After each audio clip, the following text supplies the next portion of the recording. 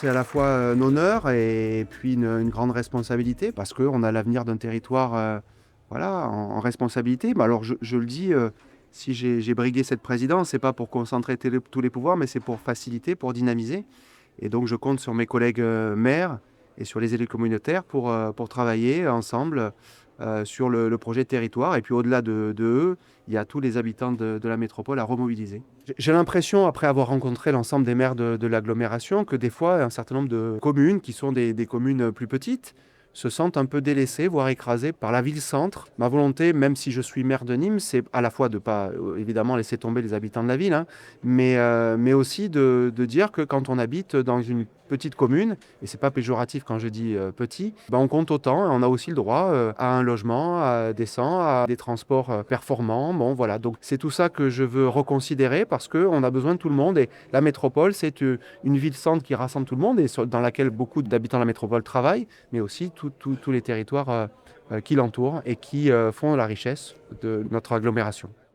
Les premières priorités, c'est d'abord de découvrir les dossiers qui sont en cours et qu'on va pouvoir un peu voir dans les détails. Je pense à un certain nombre de projets qui sont sur la table, ceux de Magna Porta, ceux de l'aéroport.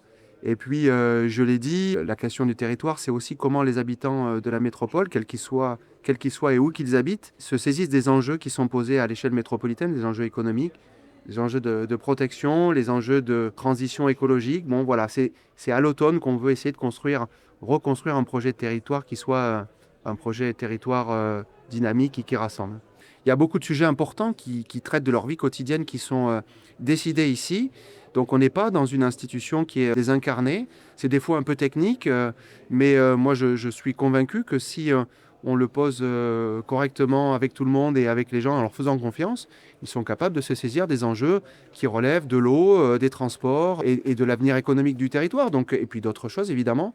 Et donc je pense qu'ils ont besoin de s'y investir. Et donc à travers les maires, qui sont leurs représentants légitimes, peuvent agir aussi à cette échelle-là. C'est ce qu'on veut construire dans la durée. Déjà, il faut faire confiance aux acteurs qui sont là, parce qu'au-delà des entreprises qui pourraient nous rejoindre et s'installer, mais qui sont des fois compliquées à convaincre, parce que ça bouge peu les entreprises en réalité. Il y a des acteurs qui sont déjà présents avec de très belles entreprises, que ce soit des grandes entreprises ou des plus petites entreprises. Il y a des acteurs de l'enseignement supérieur, bref, il y a plein de gens qui travaillent. Souvent, il manque de liens, de liaisons et de travail en cohérence.